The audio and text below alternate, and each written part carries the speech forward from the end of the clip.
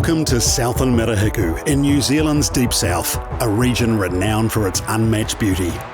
This week it provides a natural playground for New Zealand's best road cyclists in the 67th edition of the SBS Bank Tour of Southland. Over 7 days we will see all the South has to offer, starting and finishing in Invercargill, a city transforming for the future.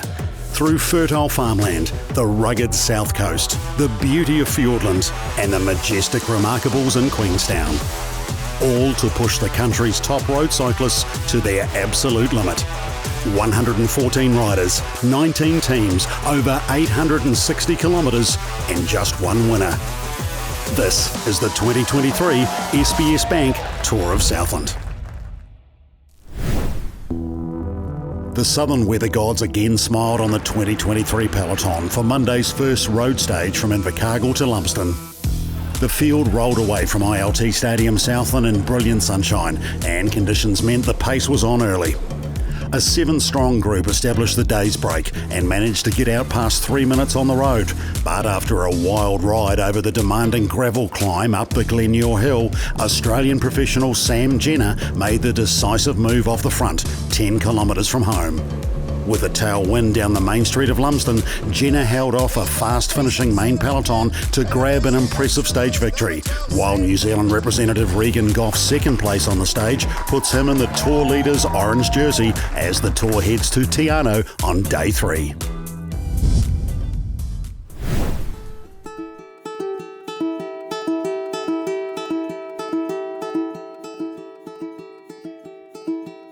Yeah, yesterday was a great day for the team. We had 2 boys in the break, Aiden and Matt, and they had a really good race. And then coming into the gravel sector, unfortunately, Lewis had a mechanical, but I managed to make it over in the second group and rejoin the front of the race not long after that, and then finish with the winning bunch. So yeah, I'm still up there on GC, and the boys are having a really good time. The team is going well. We did a third place yesterday, and the riders discovered the first time gravel in a bike race. So it's interesting. They are here to learn and to increase the levels. I had the opportunity end of last year to take the Eat Coach track post in Japan. So I thought it's for me one of the last challenge that I can have in my life, and the goal is to go to the Olympics, and I think we have a good chance to qualify for the Olympic Games. For us, it's difficult to reach this level with only stay in Japan, and that's one of the reasons that we came here in Southland. It's not Giro d'Italia, but it's a very nice race, good organized. The riders are very happy to discover New Zealand and this kind of race. It's really recognised globally as a development ground for athletes. So to be able to come back here and provide some support, especially to Glenn, who I raced with for a long time, who's taken over the chief director's role here. It's good to be able to give back, and that's sort of really my motivation for coming back here and sharing all the stuff I've learnt in cycling, and some of this new stuff that I'm doing with Dr. Ihi as well. I'm working more in the area of how we use sport as a medium for change around well-being and connections to the environment. So it's a bit of a different focus we've got at the moment. What we've been working on is not being athlete-centred, but being environment-centred. And when we teach them about the environment being the provider for how they ride, then we get better performance. And at the moment, the limitation's their muscles, but if we can get rid of that idea, then we can get records smashed by getting them connected up to the place that's formed them and made them into the athlete they are. We've got a few points that can add to the points tally in the first sort of 2/3 of the stage. And then we got Zach, our sprinter, who will be trying to get up for a win today, obviously. He won this stage last year, so we'll try and go for a repeat.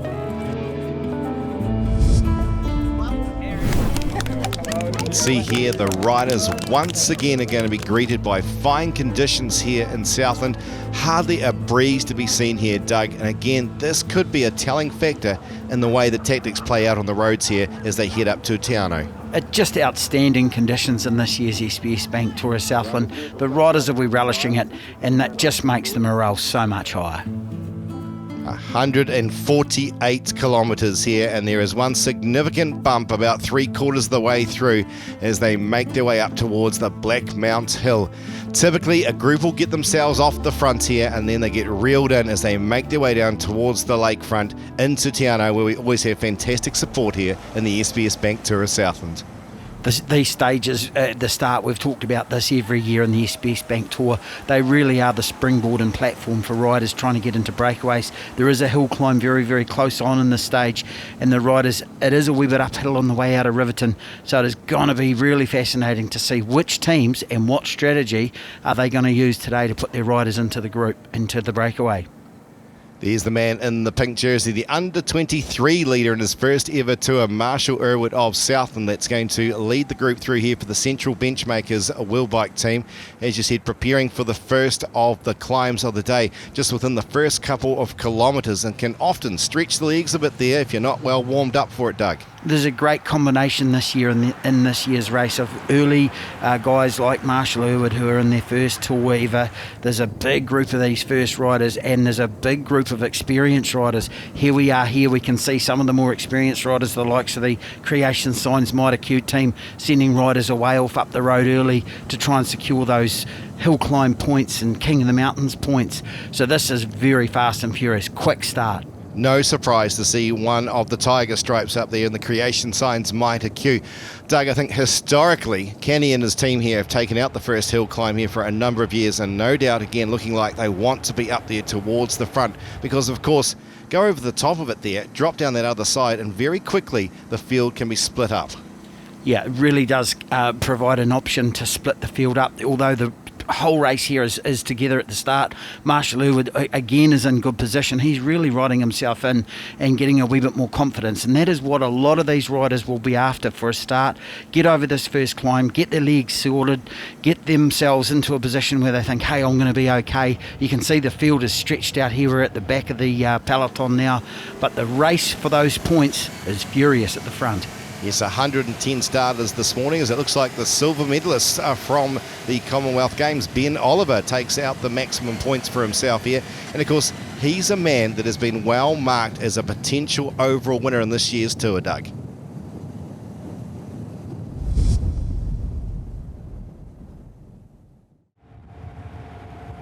And here we are coming into the Colac Bay Preem as we're heading along the coast road. You can see here's Nick Kurgazoo. He is really hunting these sprint points early on in the Harcourt's sprint haste jersey, looking quite comfortable there. He's waving the riders through, come on you guys, come and give me a turn. But Nick Kurgazoo really is looking strong this year. Yes, he loves to pick up these early preems in the tour at each one of the stages here to try and establish himself a bit of a buffer. He'll be well aware of what's up the road, which won't necessarily suit him. He'll be hoping that it comes to a bunch kick potentially, or that they do stick together here, which they are doing early on in the stage here. And of course, we've said no strong winds in which to splinter these groups. Yeah, the terrain has a place, but the conditions often are the thing that break the camel's back. You can see here, once again, the riders are trying furiously to establish a breakaway. Yes, it's 50k of undulating terrain from Riverton across to the sausage capital of New Zealand, Tuatapere, and it's a fantastic opportunity along those coast roads, wind or no wind, to try and get yourself off the front. And we can see a few new teams getting in the mix there. Looks like Oxford Edge, the Christchurch-based team. It looks like could be Bailey O'Donnell in the mix there. This is a man who's got a lot of experience from junior worlds from a number of years ago. He's been riding over in Europe, as a lot of these riders have here, and it's good to see him up the front along with a few others trying to sneak themselves away. The combination of riders in these breakaways, especially in an establishment phase like this, is vital, because if the right combination of riders are away and the riders are saying, hey, everyone's represented here, a lot of the teams won't chase. So once again, James Gardner from the Central Benchmakers wheel bike squad, this boy is just so strong. 18-year-old kid from Dunedin, he is really having an influence on this year's SBS Bank Tour. He's being joined by one of the riders from Quality Food Southland there. The riders that have been around, people have been around cycling for a number of years. They're looking like the 1980s from the Mape team there. Some fantastic looking kits out there once again as we get a great shot of a number of the kits out there in this year's tour. Back in the peloton as a few of them being well stretched here, Doug, trying to hang on as the pace continues to be pretty furious as it was yesterday. 89k yesterday in the first 2 hours. Yeah, the pace just is always on, especially without the wind. The riders have really got an option to dial up the speed. This breakaway here at the front, and there's James Gardner again with one of the Oxford Edge team members you've just mentioned. They are really driving this breakaway. A few more riders trying to get themselves across. This could explode into quite a large looking group, and I'm trying to pick a few of the faces here and the colours, of course, as we see creation signs Mitre Q already with a few riders up the front here and a few others trying to get themselves across. If you have the numbers, as we well know, Central Benchmakers Will Bike also very much in the mix here, trying to get themselves off into the front here and make life difficult, which is very much what is happening to these riders on the very rear of the group. Yes, the pace certainly has been on all the way through in this year's edition of the SBS Bank Tour. When you have average speeds in the high 40s, this is the consequence. Some of these groups are really going to have to form up and roll round, because at the front of the race, it is just game on. And these guys are really, really putting on a show here. They're trying to move themselves into GC position, getting themselves further on. As the stage goes on, it gets harder and harder. So there's a lot of work here going on from these teams in order to put their riders in the right positions. Interesting to see the third man there in the group, Campbell Pithy, of course, a former winner of this particular stage. He's won a couple of stages in the tour before. Ollie Jones there sneaking through and picking up the King of the Mountains points along the road as well there for PowerNet. So there are some big hitters going off the front here on day 3. So back in the group here, the pace is certainly on. You can see here the riders are all stretched out. There's the tour leader, Regan Goff, in the orange jersey. So things are starting to occur. King of the Mountains, of course, they're coming through. And here's the young local rider, Tommy Kerr, in his first ever SBS Bank Tour of Southland. He'll be enjoying himself, I'm sure. But don't you get fooled. This race is hard work. Look at the riders' faces. Some of these guys on day 3 really are starting to look a bit tired. Yes, around Orofuki here, they have been well stretched out as we see the sprint ace just keeping a very close eye on things here. He knows there's a few more sprints further on up the road, so having a bit of recovery time. Meanwhile, out in front, these guys are getting themselves set to try and steal the march. This is a large group, Doug. This is going to put a lot of pressure on that peloton, because there are some of the teams have actually missed the boat here as we see the big numbers of the likes of the Creation Signs. You've got the Oxford Edge team in there. You've got the TES team also in there deep south. They've got a couple of riders. That is going to make a significant difference to the way in which this group here will operate.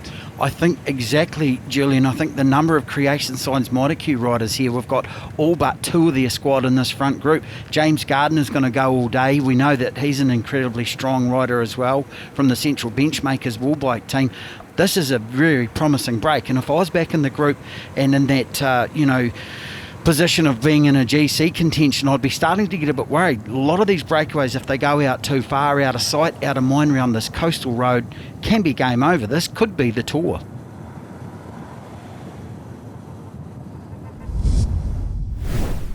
So the chasing peloton now sees Central Benchmakers Will Bike being given the opportunity to try and chase things down here, which is interesting. They've got Gardner up the front there, Doug, but they're putting a lot of their men towards the front, and a few other teams also starting to slide their way towards that area to assist. Yeah, they've really got some heat going on here, this squad, and you can see further back in sort of 5th, 6th position there's the Southern Cross Racing Academy squad there up near the front too. So things are starting to get hot, and an interesting tactic. Yeah, very, very much so.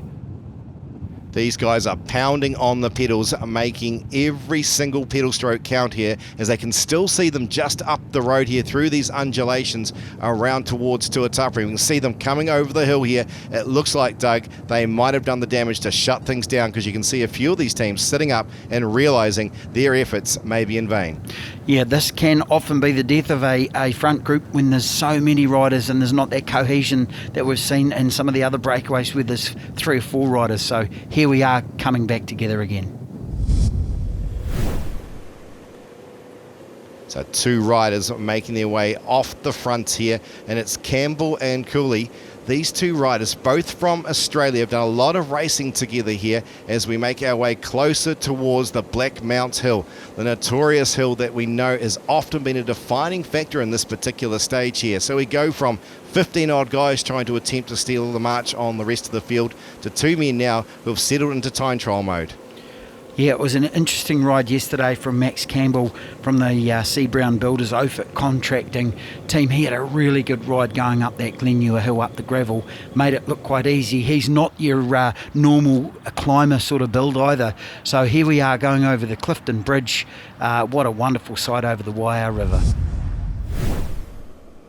Our two riders in the lead here making their way up at the base of Black Mount Hill, and they know they've got well over 6 minutes because information has come through to them that the engines have been turned off back in the peloton. It's a bit of a procession here at the moment and allowing these two men here to potentially take out the stage, because back in that main field they're looking at each other. They've decided the race doesn't need to happen just at the moment. They may well look to do it over the top of the hill. Yeah, it's often an interesting situation that you can find yourself in. And of course, once the time gaps start going out like they have in this tour there, you start thinking, well, hey, what are we going to do? I can see there's a bit of a gentleman's agreement here. Max Campbell from the C. Brown Builders Ofit contracting team takes the KOM there and gets the extra points for that jersey. From the top of this Black Mount climb, though, it's very, very quick. The peloton here are just tempoing up the climb. They're really setting themselves up for a big chase over the other side.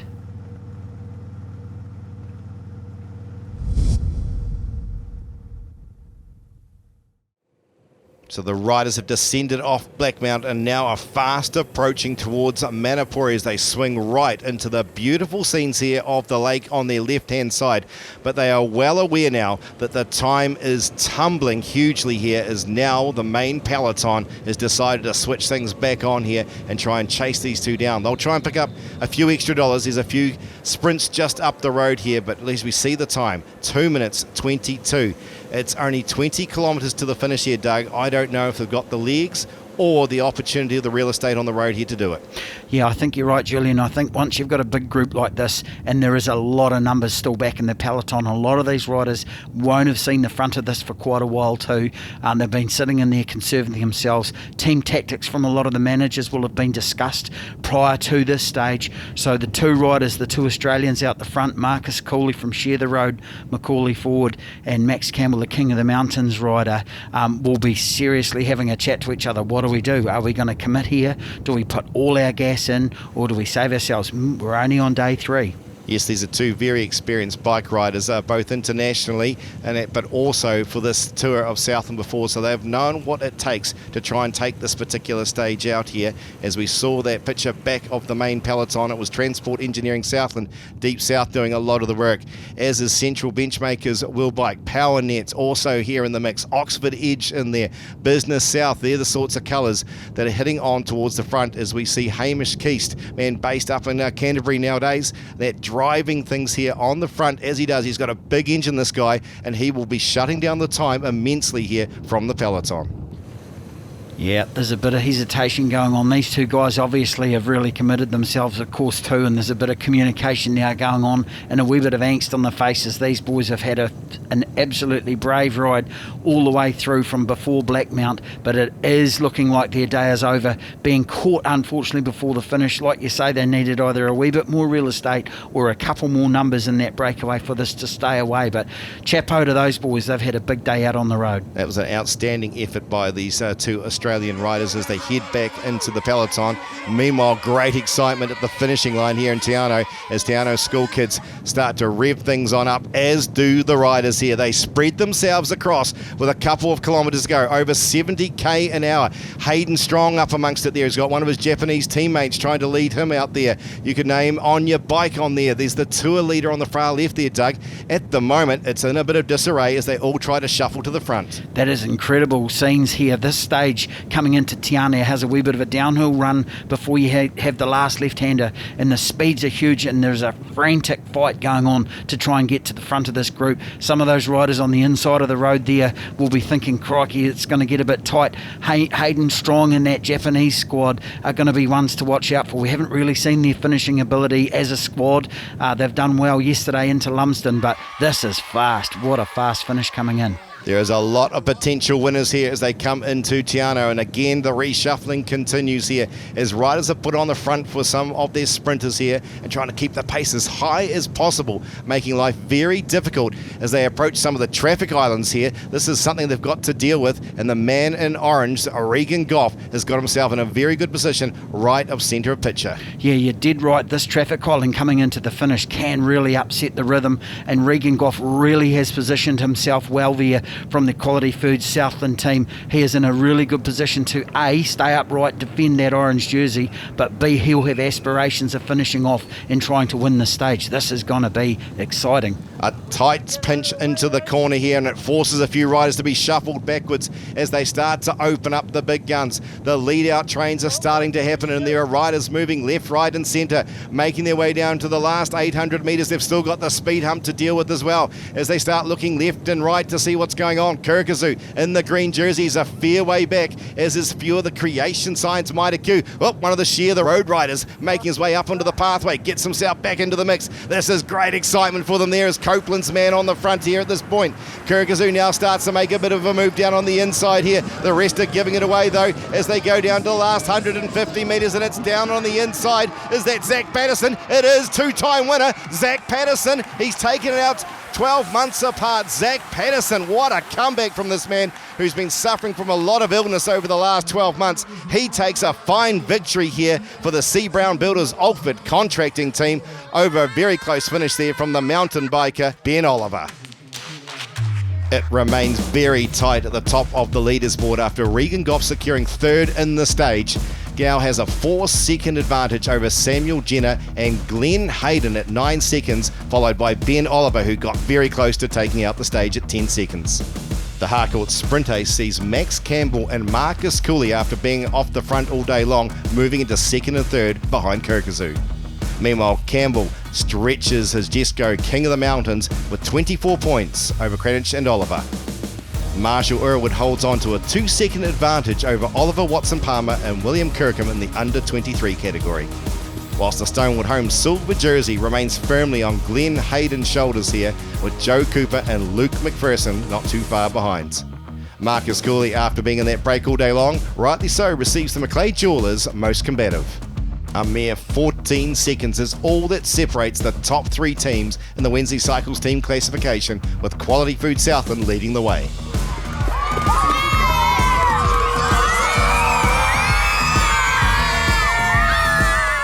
The leagues are not quite the same as they were last year, but limited preparation, and it's good to get another stage win. I was really motivated for today. We played it pretty cool today. A move sort of early on we were happy with to let go. Boris and Lucas been up the road, so yeah, pressure was off for us, and yeah, to be honest, today just sort of took care of itself, and yeah, we weren't too fussed either way what happened, and obviously tomorrow's a big day, so yeah, if we were to conceive the jersey today, so be it. It would have been probably a good thing, but yeah, we find ourselves in another day. Follow the action from this historic race with live race updates, full results and pictures at tourofsouthland.com.